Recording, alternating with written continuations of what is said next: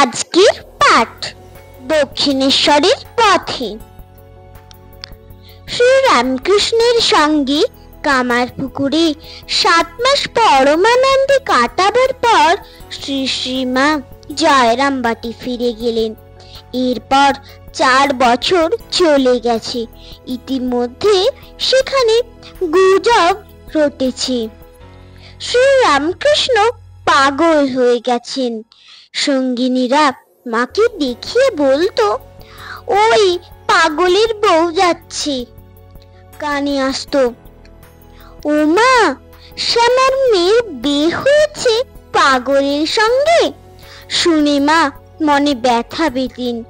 কারো সঙ্গে মিশতেন না, মিশতেন কেবল ভানু পিসির সঙ্গে। ভানু পিসির বাড়ি কাছেই, ফুলুই শ্যামবাজারে বিয়ে হয়েছিল। স্বামীও একমাত্র ক্যান্সার।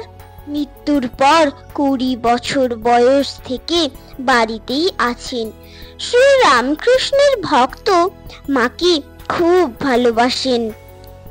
আগে থেকেই ভানু পিসির সঙ্গে মায়ের ভাব খুব ছিল, জীবনের শেষ দিন পর্যন্ত ছিল।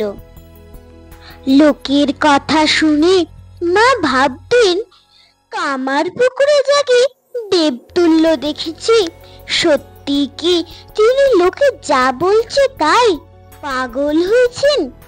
ভাগ্যদোষী যদি তাই হয়, তাহলে তো আমার এখন কর্তব্য তার কাছে গিয়ে তার সেবা করা।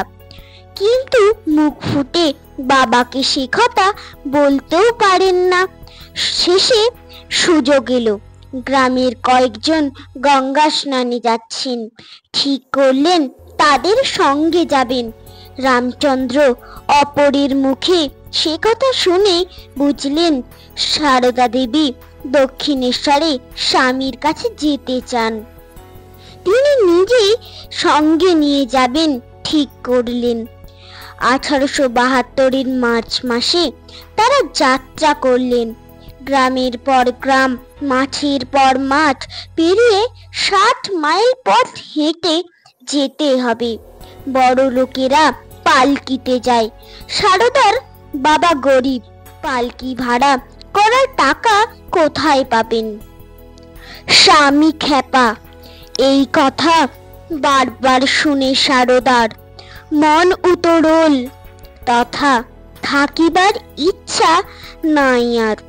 দক্ষিণেশ্বরে গিয়ে চাই তার সেবা করিবারে। পিতা তাই কন্যা নিয়ে যাত্রা করে সেথা যাইবারে।